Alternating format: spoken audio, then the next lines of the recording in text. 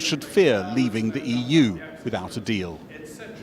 A free trade agreement is much, much more important than a customs union. Mr Rees-Mogg warned colleagues who hadn't yet joined his uprising against Theresa May they could be stuck with her for years if they don't act now. Getting the 48 letters is shown to be quite difficult. So the idea that in a year you just repeat the process and then she'd get that point, I don't think that's realistic. I think it is now, or the Prime Minister will lead the Conservatives to the next election. And you find MPs privately who will say to you they think that's a really good idea in any number, and I'd be quite surprised. Cabinet ministers, including the new Brexit secretary, met this morning.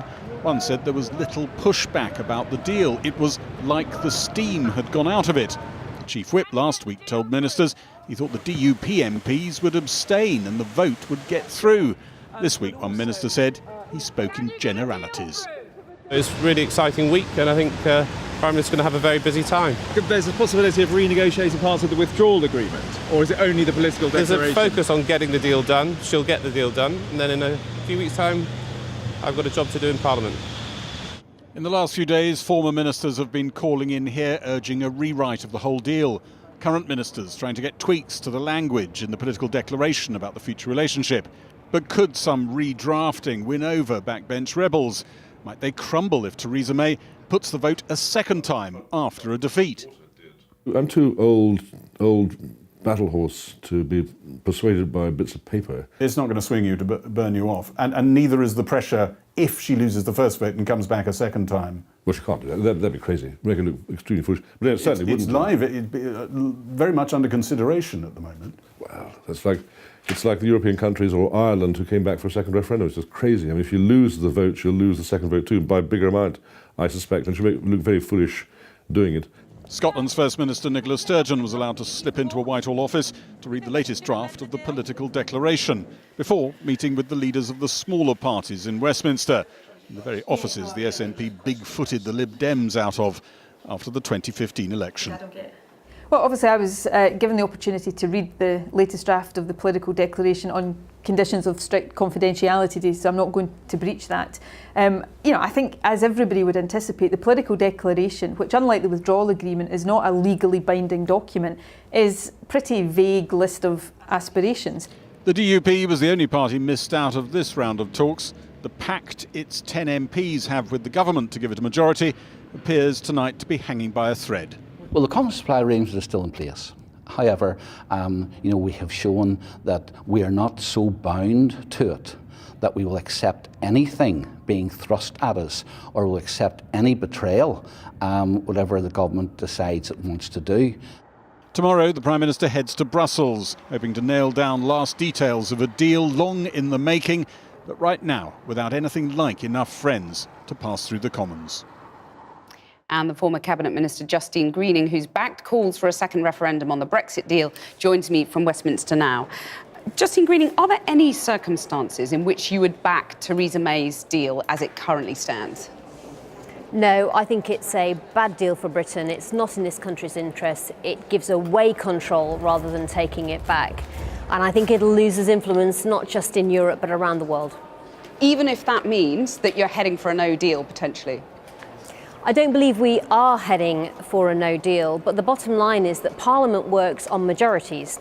And there is no majority for the Prime Minister's deal, as we've seen with the challenge that Brexiteers have had getting their 48 letters. There's no majority for a no-deal Brexit either. No majority for your second referendum plan? Well, Parliament is at gridlock, and what I'm proposing is a route out of that gridlock. If you can't go further forward, you have to find a different route, and that is the route that we'll end up having to take. And I think what we need to do on behalf of the country is now end this pantomime. We could spend another 3 weeks, we could spend another 3 months arguing about the right route forward, but we know what those three choices are. It's either the Prime Minister's deal, it is leaving with essentially no deal, or it's staying with the current deal we've got. The public should now have the right to choose. But if you have the second referendum, you could end up with yet more months, if not years, of pantomime, and you could end up with exactly the same result and exactly the same gridlock. Well, I think people know what the real choices are ahead of them now. They've got some absolutely clear-cut deals on the table. I think if it takes us a few more months, but we get the right direction forward for Britain, then it's absolutely worth it. But what I do know is that Parliament can't just put its head in the sand collectively and ignore the fact that there is gridlock here. We have to be honest with the British people, and we have to find an alternative route through. And that's what I'm proposing, an alternative plan that can actually break that Brexit gridlock. And what if you end up with exactly the same result? Brexit and the EU puts the same deal on the table. What then? Well, if people want the Prime Minister's deal, it doesn't really matter whether I don't think it's a good choice for Britain. I think it should be for the nation to decide what's in the national interest. That's what I'm saying, is give people their own choice, because Parliament will not be able to take that choice for them. It is gridlock. We should stop pretending it isn't, and then find an alternative route through. And I think in the end we're going to have to recognise that the only route through this gridlock is to give people a second referendum and allow them to pick themselves, because it's clear that MPs here cannot agree. But the other option, of course, is to do some kind of government of national unity, get together with the opposition parties and come up with a deal. Well, again, I don't think there is, as it were, the time. The Prime Minister has herself put a huge amount of energy into getting what she thinks is the best deal for Britain. I think we've reached the end of that process. We could spend months and years continuing to renegotiate. We've got a deal from the EU. That's what's on the table. My point is Parliament here is not going to find a way through that gridlock. So we have to allow people to do that for themselves. And that's why I think in the end, the final say on this needs to be to give the British people the choice between those three alternative courses for our country. And by voting down Theresa May's deal, as you're clear you would do, you're part of Jacob Rees-Mogg or Captain Mannering's little brigade. You're on the same side. You're happy with that? I'm on the side of what's in the national interest, and I'm not part of the European Research Group. Actually, my personal view is that it's a mistake to leave the EU, and I would prefer us to remain. But my point is this place here in Parliament is now at gridlock. I said that earlier in the summer. It's proving to be the case. It works on majorities, and there isn't a majority of MPs in favour of anything. We have to go somewhere as a country, and that's why the only route through this gridlock is this alternative that I'm setting out, which is a second referendum. And can Theresa May take you through that gridlock and on into a next election? Are you happy for her to do that? Well, I hope that the government will recognise that that's where we're at. I think it's time to stop wasting time. We could have MPs arguing with their very dug-in positions over the coming weeks and months. It's not going to get this country any further forward. We have to find a way to break this logjam. Okay. I think if the Prime Minister's prepared to do that, that would be the right thing. OK, Justine Greening, thank you very much for joining us. Well, joining me in the studio now is the Justice Minister, Lucy Fraser.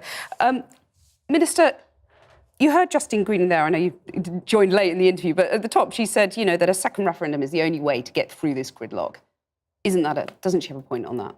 Well, I think, first of all, we have to start with the deal. So the Prime Minister has spent a long time negotiating a deal, and that deal, I think it's important to understand what that deal delivers, because it delivers, first of all, the vote to leave. So we will be leaving in March 2019.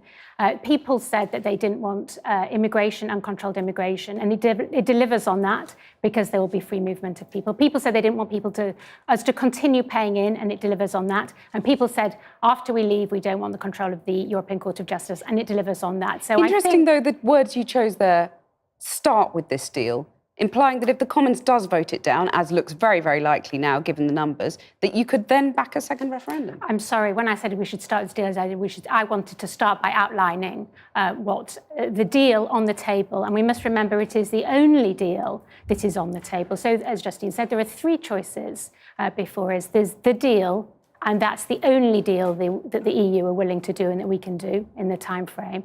There is leaving, or there is remaining in the EU. And I think... And none of those command a majority in Parliament. Therefore, there's gridlock. So Justine Greening says, put it back to the people. Well, we haven't had the vote yet. So there isn't gridlock yet. The Prime Minister, first of all, has set out very comprehensively what the implementation period, the transition arrangement will involve. And she set out in a short document how she sees and the EU sees the future framework. But she's going this weekend to Brussels to flesh out more detail on that future framework. And I think we should look and see what that future framework holds. So I don't think, and people may well be persuaded when they see what the future looks like in the deal. So I don't How think are you going to there's gridlock persuade people who are supposed to be in partnership with you, or at least propping you up, the DUP? I've been looking at this agreement between yourselves and the Democratic Unionist Party, otherwise known as the Confidence and Supply deal. Does that deal still exist? Because they're not voting with you tonight. Well, the DUP said this morning that they stand by the confidence and supply. Well, how do they do that? Because here it says the DUP agrees to support the government on all motions of confidence and on the Queen's speech, the budget, finance bills, money bills. It's not happening, is it? Well, as I said, the DUP reiterated this morning that they continue to respect the supply agreement. How does that tally with what I've just read you, though? Well, we haven't yet voted on Brexit, and that was a key part of the You're voting Brexit on the finance bill, though, at the moment, aren't you, on the budget? That's right, we are. And they're not with you. So I'm just puzzling to see why the government agreed to give Northern Ireland £1 billion of taxpayers' money, which is what the DUP wanted, in return for their support, which they've now pulled from you. You're right, the government did agree to give the money. The Prime Minister has worked incredibly hard to ensure that there is no hard border in Ireland, that the customs arrangement is right for Ireland. And so I hope that when she comes back on Sunday and they see the further arrangements in relation to the future deal, that the result will be a good one. And if they keep on pulling support from you, shouldn't you look at pulling that £1 billion?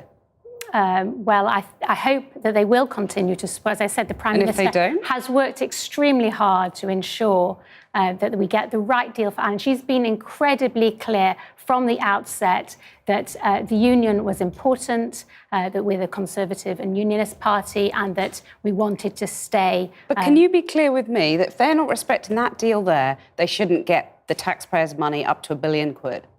Well, as I said, the DUP have confirmed this morning that they will respect. They're not doing it, though, so should they be getting the money? Let's see. Would you like to look at that money being, put back on the table? What I would like is to ensure that we get the best deal for the British people. And I think the key issue at the moment is that we respect the referendum and we walk away from Europe protecting jobs and making sure that we have certainty. When I speak to constituents, yes, they want whatever they voted for, but they also want certainty. They want to know what the situation is so that they can continue with their businesses and secure their jobs. In a nutshell, what's at stake if the DUP, Conservative rebels, don't fall into line behind Theresa May's deal? Well, I think what's at stake is uncertainty and risk. And I think what we want in this country and what people, what we should deliver for people, we've had a negotiation for a number of years, and what we need to deliver is certainty.